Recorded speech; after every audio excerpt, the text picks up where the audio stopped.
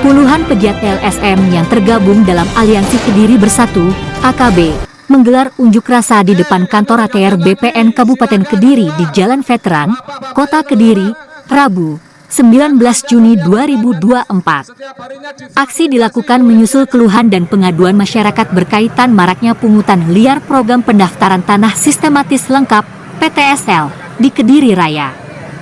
Masa AKB sempat menggelar orasi di depan kantor ATR BPN Kabupaten Kediri karena tidak segera ditemui. Tuntutan yang diajukan agar kantor ATR BPN Kabupaten Kediri mempermudah prosedur pengurusan sertifikat tanah masyarakat. Selain itu memberantas segala macam bentuk pungutan liar yang dinilai sangat membebani dan memberatkan masyarakat kurang mampu. Setelah menggelar orasi, sejumlah pimpinan kantor ATR BPN Kabupaten Kediri menemui massa. Dialog dilakukan dalam bentuk podcast dengan perwakilan LSM peserta aksi. Kegiatan ini juga direkam oleh para kru peserta aksi yang rencananya bakal diunggah pada podcast Mata Saroja.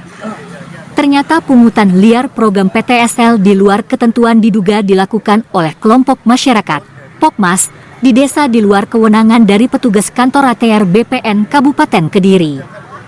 Berkaitan dengan ketentuan biaya PTSL sebenarnya telah diatur melalui ketentuan Surat Keputusan Bersama, SKB, 3 Menteri.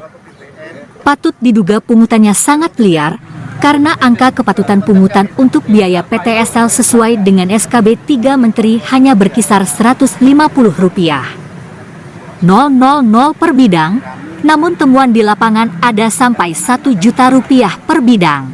Ternyata semua kegiatan-kegiatan pungutan-pungutan di luar ketentuan yang dilakukan oleh, mohon maaf diduga oleh para penyelenggara PTSL dalam hal ini teman-teman Pokmas di desa-desa, ternyata itu di luar kewenangan dan di luar bidang daripada BPN itu sendiri, sehingga patut diduga itu sangat-sangat liar ya pungutan-pungutan itu. Padahal SKB 3 Menteri dan juga Pergub sudah sangat mengatur angka kepatutannya antara 150.000.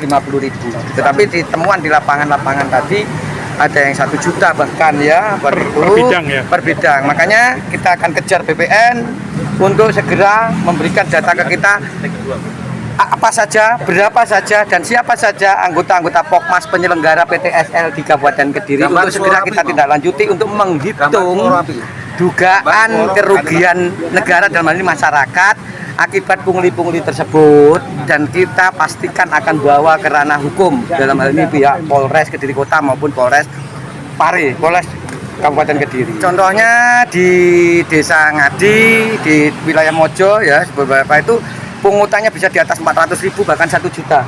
Ya, pungutannya apa? Ya pungutannya bahkan saya beberapa daerah di wilayah Gurah segala macam sampai ini itu yang mengadu ke kita yang istilahnya bareng ya, setornya itu sampai ada yang 600, tetapi di balik layar itu karena ada dorongan-dorongan supaya dan cepet dadi akhirnya dimanfaatkan oleh oknum PTSL-nya. Mereka mengutip sendiri, ada yang 300, ada bahkan ada yang 500.000, menjanjikan bahwa sertifikat itu akan segera keluar. Jadi ada tambahan lagi. Ada tambahan bisa nilainya jutaan. Kami apresiasi, kami terima dengan baik masukan-masukannya, dan harapannya PTSL di Kabupaten Kediri itu nanti berjalan dengan lancar dan di tahun 2025 bisa terwujud Kabupaten Kediri lengkap.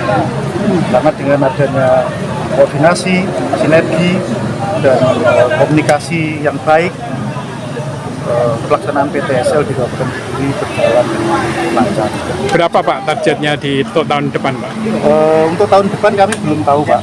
Untuk tahun ini sertifikat itu sejumlah 56.300 bidang. Sudah selesai semua? Pada saat ini sudah tahap pengumuman, itu sejumlah 28.000 bidang.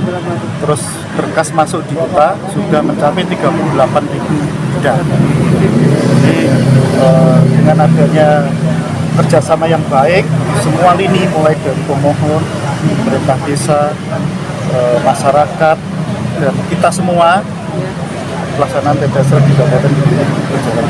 Berkaitan dengan permasalahan yang tadi disampaikan oleh Saroja, bagaimana Pak? Tadi, Pak? Terkait permasalahan biaya pra Pak ya. Iya. Terkait biaya pra yang jelas kita sudah mensosialisasikan sesuai dengan ketentuan peraturan perundang-undangan. Jadi masalah pelaksanaannya kan sudah ada SKP 3 Menteri, ada Pergub, ada SE Gubernur, sudah jelas ada. Mengenai terkait adanya Satgas dan Pokmas, tanggapan panjenengan seperti apa? Kalau Pokmas itu kan kewenangan dari desa atau pemohon, jadi bukan kewenangan DPR. Kalau Satgas? Kalau Satgas yuridis, Satgas fisik itu adalah DPR.